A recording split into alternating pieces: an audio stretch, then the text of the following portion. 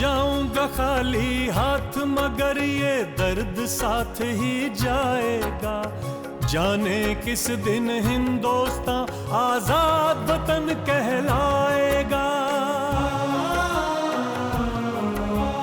बिस्मिल कहते हैं हिंदू हूँ, फिर आऊंगा फिर आके भारत माँ तुझको आजाद कराऊंगा। जी करता है मैं भी कह दूं, पर मजहब से बंध जाता हूँ। मुसलमान हूँ, पुनर्जन्म की बात नहीं कर पाता हूँ। खुदा अगर मिल गया कहीं अपनी झोली फैला दूंगा। जन्नत के बदले उससे मैं पुनर्जन्म ही मांगूंगा। माफ कीजिएगा, मैंने आपको पहचाना नहीं। अरे भाई, आप अशफाकुल्ला खान यानी अच्छू मियाँ? वजह फरमाया, लेकिन आप? और मैं आपके दर्जा 4 तक हम जमात सैयद हबीब अहमद खान। सही पहचाना मियाँ। भैया, लल्लू खां का 5 साल का बच्चा एक पलंग पर और 4 साल की लड़की दूसरे पलंग पर। कमबख्तों ने लिहाफ से निकालकर ठंडे बर्फीले फर्श पर खड़ा कर दिया। हाय हाय, क्या क्या बिपताएं बीती हैं बहन तुम्हारे इस घर के ऊपर। अच्छा हाँ, पिछली मुलाकात में तुमने बताया था कि दिल्ली पहुंचकर अशफाक अनजाने में जाल में फंस गया। यानी उसके बचपन के दोस्त पठान ने उसे धोखा देकर पकड़वाने का प्लान बनाया और उसका असल मकसद उसके बाद का था। हाँ, मुझे लगता है कि इस मामले में अशफाक के दोस्त सैयद हबीब अहमद से ज्यादा शातिराना काम उसके अब्बा मतलब मुश्ताक अहमद ने किया। वो आदमी बहुत तेज था, शातिर था, पुलिस का चापलूस था और मौका परस्त भी था। हबीब मियाँ, मैं समझ कब आएगी? अरे गैर जिम्मेदारियां मुझे किस कदर परेशान कर रही हैं, इसका अंदाजा है तुम्हें? जी, मुझे भी अफसोस है कि मेरी गलती की गलती? इसे गलती नहीं कहा जा सकता। तुम्हें खबर नहीं है कि अभी सरकार ने तुम्हें सिर्फ सस्पेंड किया है। कल मुकदमा भी कायम कर सकती है, परसों जेल हो सकती है, समझे? अब्बा, मैं वाकई में शर्मिंदा हूँ। आज दोपहर में जिसे घर एक जिम्मेदार सरकारी ओहदेदार के घर में ले आने की कितनी बड़ी गलती तुमने की, इसका इल्म है तुम्हें? मैं कुछ समझा नहीं। समझ में तो तब आएगा जब खोपड़ी में अकल होगी। तुम्हारी खोपड़ी में अकल नहीं, गोबर भरा हुआ है। किसे घर लेकर आए थे? अब्बा, मेरा दोस्त हम जमात हम वतन मुझे दफ्तर के बाहर मिल गया है सो में। लेकिन जो उसने कांड किया है उसके बारे में इल्म है? क्या किया है उसने? वो एक खतरनाक मुजरिम है। सरकारी खजाने पर डाका डाला है उसने। पुलिस और खुफिया पुलिस पूरे 1 साल से दर बदर तलाश कर रही है। वो एक इनामी बदमाश है, पूरे 2000 का इनाम है उसके सर पर। अगर कल पुलिस वालों को पता लग गया कि हम देश के गद्दार को अपने घर में दावत पर बुला रहे हैं तो मुझे जेल में ही मिलना फिर। क्या मेरे अल्लाह, अब्बा आप ये सब क्या कह रहे हैं? जो सच है वही कह रहा हूं। अगर तुम अपनी नौकरी बहाल करना चाहते हो, सरकार के वफादार कहलाना चाहते हो, तो जैसा मैं कह रहा हूं उस पर अमल करो। जी फरमाइए, मैं हाजिर हूं। तो मेरी बात कान खोलकर सुनो। अशफाक उल्लाह खान का तुम्हारे पास पता ठिकाना तो है ना? जी हाँ, मेरे पास पूरा पता नोट है। शुक्र है अल्लाह का, तुमने एक अक्लमंदी का काम किया। मेरी बात गौर से सुनो, बैठो।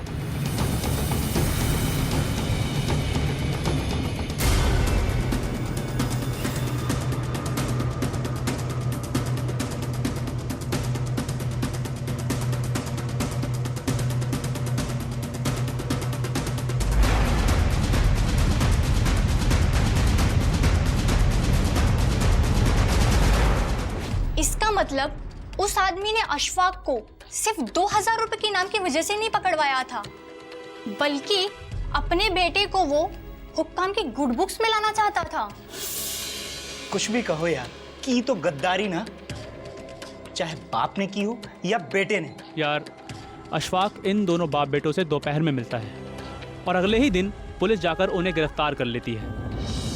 भला इन दोनों बाप बेटों के अलावा और कौन जानता था कि अशफाक दिल्ली में है। इसी मामले में सचिंदर नाथ बख्शी का एक बयान छपा था। मेरे पास कॉपी है, मैं दिखाता हूँ। सुनो क्या लिखते हैं बख्शी।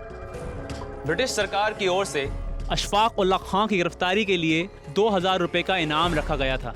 इस इनाम के लालच में एक हम जमात, हम कौम और पठान हम वतन ने उन्हें गिरफ्तार करा दिया। अशफाक उल्ला खां को इस बात पर पूरा विश्वास था कि हम जमात की गद्दारी की वजह से ही उनकी गिरफ्तारी हुई। देखो, सच्चाई चाहे जो भी रही हो, लेकिन बाप बेटों ने गद्दारी तो की, तो अशफाक को गिरफ्तार करके जेल भेज दिया गया होगा। उनकी गिरफ्तारी की खबर बजरिया टेलीग्राम उनके बड़े भाई शफा उल्ला खां को मिली। दिल्ली में अशफाक ने ही अपने बड़े भाई का पता बैरिस्टर नूर अहमद को दिया था और ये कहा था कि उनको खबर दे दी जाए कि मैं गिरफ्तार हो चुका हूँ। जरा सुनिए बेटा। जी अम्मा जी। हाँ, अब तुम्हारा खाना तैयार हो गया है? जी अम्मा जी। नूर मियाँ आ गए? बस ये आने वाले होंगे। अच्छा, तो जैसे ही आ जाए उनको बहुत अच्छे से खाना खिला देना और मैं जरा सोने जा रही हूँ। ठीक है अम्मा। हाँ, तो जब आएंगे तो मुझे पता कर देना। जी अम्मा।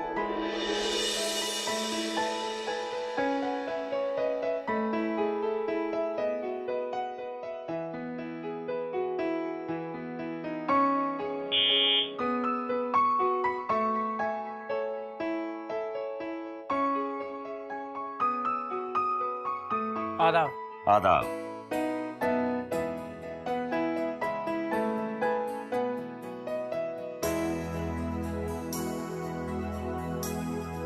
जरा मैं पानी लेके आता हूँ। नहीं, पानी की कोई जरूरत नहीं है। सुनो जी। एक आदमी है, उसका नाम है रियासतुल्लाह। उसे टेलीग्राम करना है और लिखवाना है कि फौरन से पेशतर मुझसे मिले। जनाब पता है शाहजहांपुर, समझे? जी। जाओ।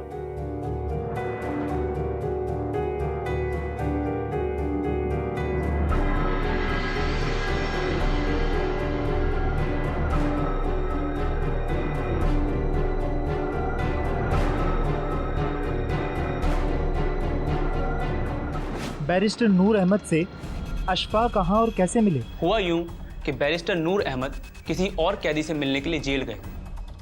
वहाँ जेलर से बातचीत के दौरान काकोरी रेल डकैती के अहम तरीन मुजरिम अशफाक उल्ला खां की गिरफ्तारी का जिक्र आया, तो वो उनसे मिलने के लिए वहाँ चले गए।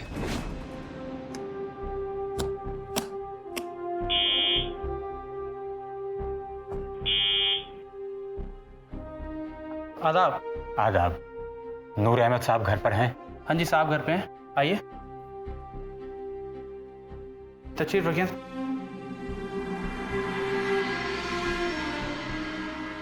साहब से क्या कहूँ? उनसे कहना अशफाक उल्ला खां के बड़े भाई रियासतुल्ला खां आए हैं, जिन्हें उन्होंने कल टेलीग्राम भेजा था। जी जी जी, अभी इतला गया।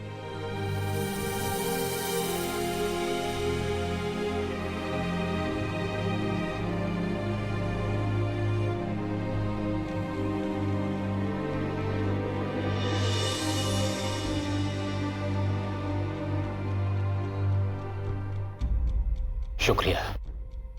साहब आ रहे हैं।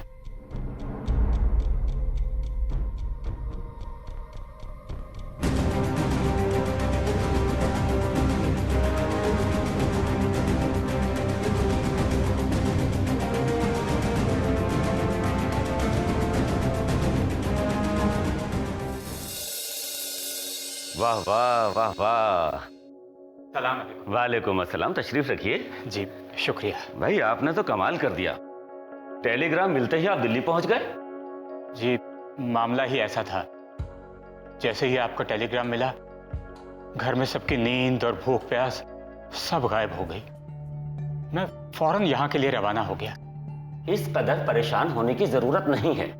अशफाक पर इल्जाम लगा है ना, जुर्म तो साबित नहीं हुआ है, आप फिक्र न कीजिए। आपके होते हुए फिक्र की क्या बात है।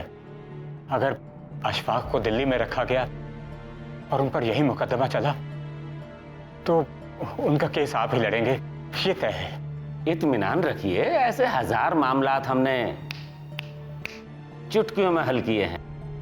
अशफाक उल्लाह की जमानत भी हो जाएगी और जल्द ही उनकी रिहाई भी अमल में आएगी। जेल में अशफाक के साथ ज्यादा सख्ती तो नहीं की जा रही? सख्ती कैसी? जेलर अपनी ही कौम के हैं और मैंने उनसे नरमी बरतने के लिए कह भी दिया है। बैरिस्टर साहब, कोई रास्ता निकालिए जिससे अच्छू मियां को देख सकूं। एक जमाना हो गया है उन्हें देखे हुए। लो, ये क्या बात कर दी आपने? ये ख्वाहिश आपकी अभी पूरी कर देते हैं।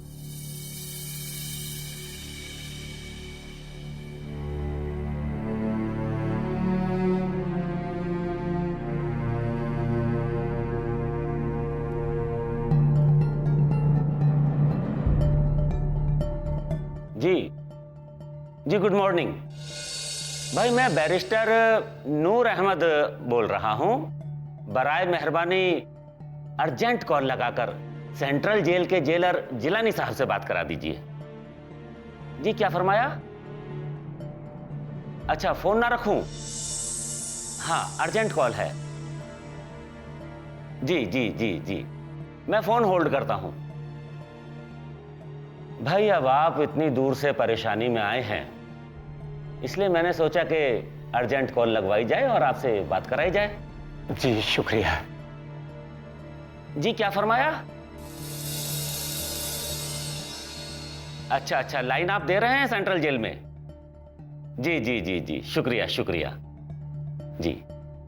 हेलो हेलो जिलानी साहब, जिलानी साहब, मैं बैरिस्टर नूर अहमद बोल रहा हूं।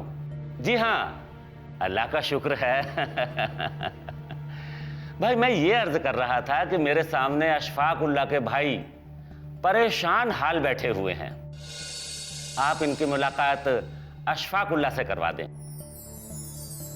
जी ठीक है जी, ये 3 बजे तक आ जाएंगे। जी जी जी, शुक्रिया शुक्रिया, खुदा हाफिज। देखा आपने हमारे मरासिम और ताल्लुकात, आपकी मुलाकात का इंतजाम हमने करवा दिया है। जी, आपके एहसानात का बदला तो अल्लाह ही अदा करेगा। मैं तो ठीक है ठीक है ठीक है, मुझे 3 बजे कोर्ट पहुंचना है। आज 1 दर्जन से ज्यादा केस पड़े हैं हाई कोर्ट में। आप 3 बजे से पहले जेल जाकर मेरा नाम लेकर मुलाकात कर लें और मेरा हवाला देकर आप बात भी कर सकते हैं। जी शुक्रिया, मैं इजाजत चाहता हूँ। जी, खुदा हाफिज। खुदा हाफिज।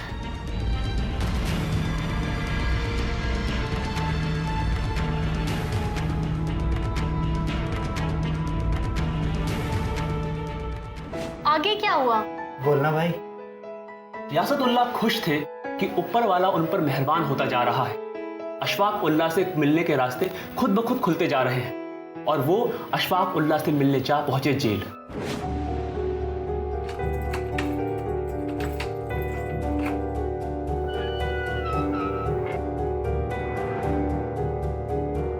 मुलाकाती, गौर से सुनो। तुम्हें 5 मिनट का समय दिया जाता है। इस दौरान कोई भी सियासी बात हुई तो तुम्हारी मुलाकात रोक दी जाएगी। हवलदार, ले आओ।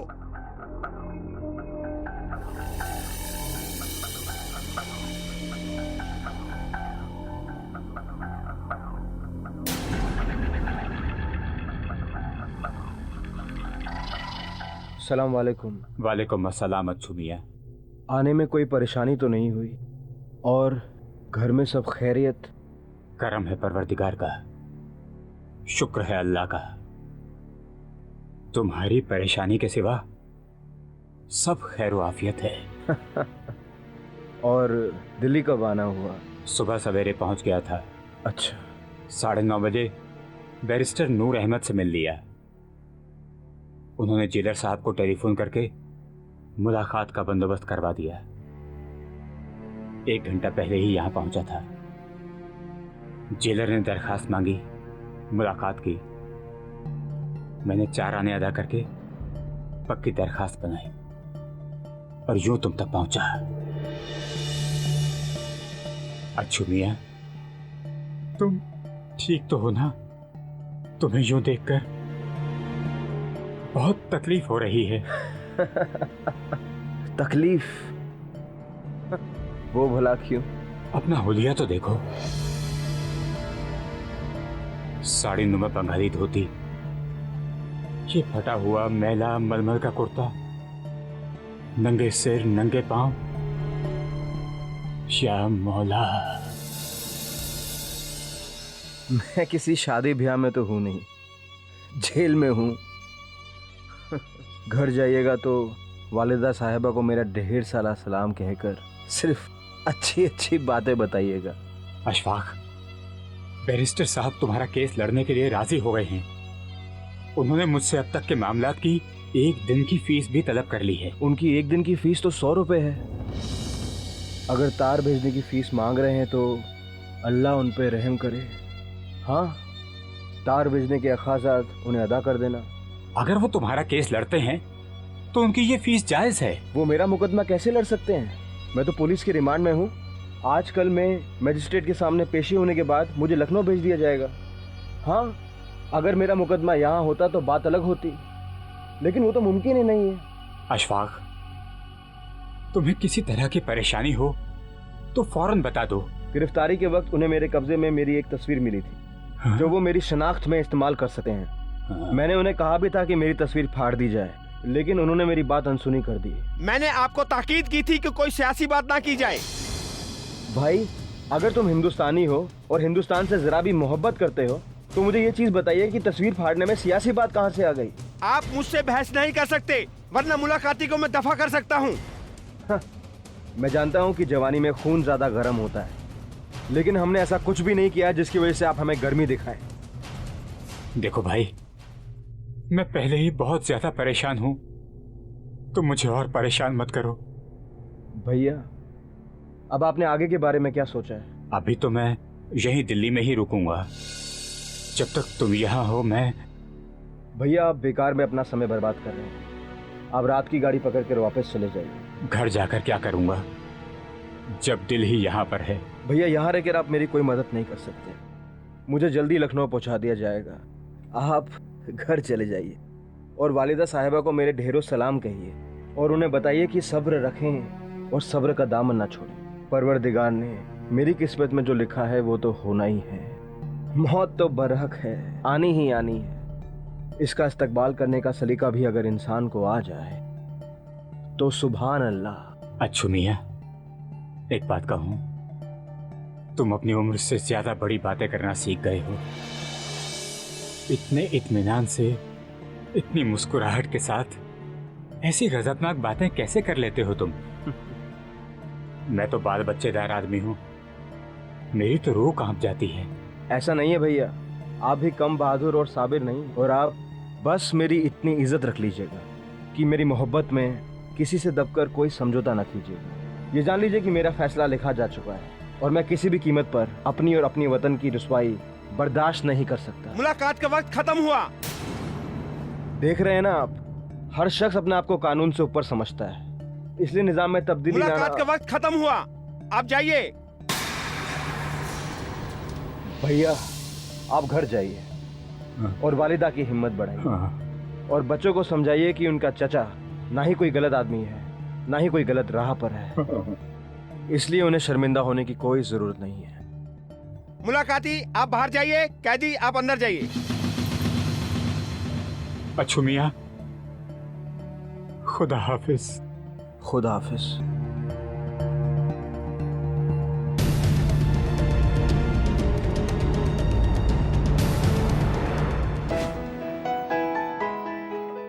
भाई, मैं इंकलाबियों के जज्बे को सल्यूट करती हूँ। चाहे भगत सिंह हो, मंगल पांडे हो, चंद्रशेखर आजाद हो या फिर रामप्रसाद बिस्मिल हो, और न जाने हजारों लाखों ऐसे हीरो हुए हैं जिनकी कुर्बानियों की वजह से आज हम आजाद हवा में सांस ले रहे हैं। ये लोग कुछ और ही मिट्टी के बने हुए थे, जो जिंदगी से खेलते रहे और मौज से मजे लेते रहे। ये सब के सब एक ही सांचे के बने हुए थे, जिन्हें अपने लिए कुछ नहीं चाहिए था, जिनकी हर बात देश और कौम के लिए थी। सच कहते हो, देश ही उनका दीन, ईमान और धर्म था। इस तरह अशफाक उल्लाह खान ने अपने बड़े भाई रियासतुल्लाह खान को दिल्ली से शाहजहांपुर भेज दिया। यानी मुकदमा लड़े बगैर मुकदमे के बारे में इतनी मालूमात थी। अशफाक बहादुर ही नहीं, जीनियस भी थे। कोर्ट कचहरी से कोई वास्ता ना होने के बावजूद उन्हें तमाम बारीकियां मालूम थी। ये लोग कुछ और ही मिट्टी के बने होते हैं। अशफाक के खानदान में इनकी गिरफ्तारी से तो खलबली मच गई होगी। माँ का तो रो रो करके बुरा हाल रहा होगा। हाँ, माँ तो माँ होती है, लेकिन अशफाक की माँ असल पठान थी। वो दिन रात नमाजें पढ़ पढ़ कर दुआएं मांगती रही। बहुत सारी मुसीबतें बर्दाश्त की, लेकिन उफ तक नहीं किया। हाँ यार, घर के दरवाजे पर कभी पुलिस, कभी सीआईडी और कभी कुर्की और भी न जाने क्या क्या बीतती होगी उनके दिल पर। बस यूं समझो कि देखते ही देखते खुशहाल हवेली सौगवार हो गई। घर में किलकारी मारते हुए बच्चे सहम से गए। भाभीयों का खिलखिलाना, मुस्कुराना खत्म हो गया था। रिश्तेदार कतराने लगे थे और भी न जाने क्या क्या झेल रही होगी वो हवेली। रियासतुल्लाह के शाहजहांपुर पहुंचने के बाद क्या हुआ? उनके वहां पहुंचने के 2 रोज के बाद सीआईडी कांस्टेबल सैयद फरजंद अली सुबह सुबह उनके दरवाजे पर आया और रियासतुल्लाह से कहा कि जनाब, मुझे शाहजहांपुर से लखनऊ तक तैनात किया गया है और मुझे ये हुक्म दिया है कि मैं आप तक ये पैगाम पहुंचाऊं कि आप फौरन लखनऊ पहुंचकर स्पेशल मजिस्ट्रेट जनाब एनाउद्दीन साहब से मिलें। तो क्या लल्लू खां लखनऊ गए थे? हाँ मियां, फौरन से पेश तक, क्योंकि ये अशफाक उल्लाह की जिंदगी का मामला था। लिहाजा जरा भी ताखीर किए बिना वो लखनऊ एनाउद्दीन से मिलने के लिए रवाना हो गए।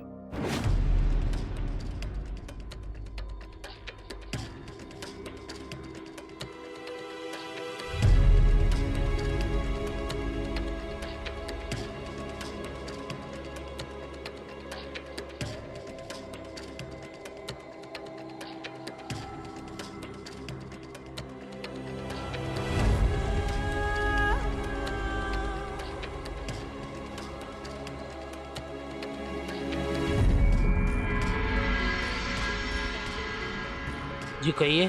साहब से मिलना है। आपका नाम? तसद्दुक हुसैन। आप रुकिए, मैं आता हूँ।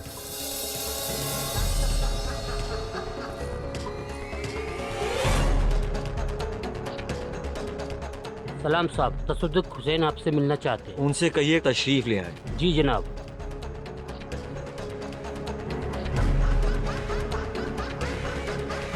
आप जाइए। अच्छा।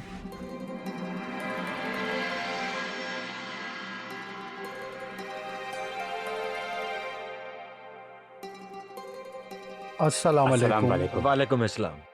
आप लोग खड़े क्यों हैं? तशरीफ रखिए। शुक्रिया।